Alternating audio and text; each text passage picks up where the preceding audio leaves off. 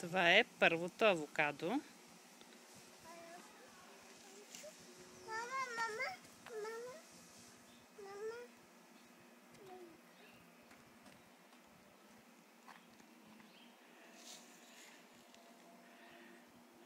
Това е второто авокадо.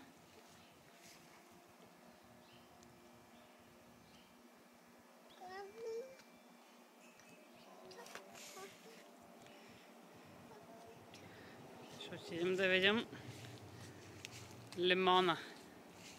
Не, първо портокала. Ела да показваш къде да снимам тропа, където, защото през това не мога да видя къде трябва да гледам. Тук на този предния клон има много портокали. Тук горе, там горе. Ето тук също. От тук идваме на лимона. Лимона сме отрезали големите клони нагоре, са останали само плодовитите.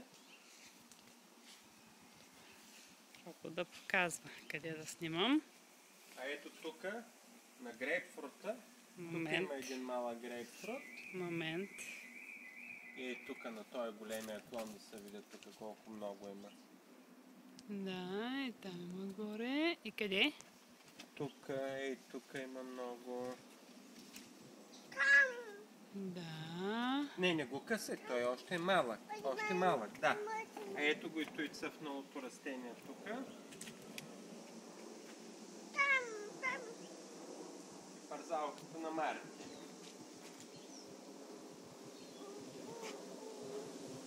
И от по-близо да се види от парзалката. Ела тук бабата да види парзалката, ела. Иди се покажи на баба Таня как се парзаляш. Ела тук, ела. Ела. Ела бързо, ела. Ела да те качим тук с ръчички. Дай ръчички. Дай ръчички. Я се качи. Дай ръчички. Ела, дай ръчички.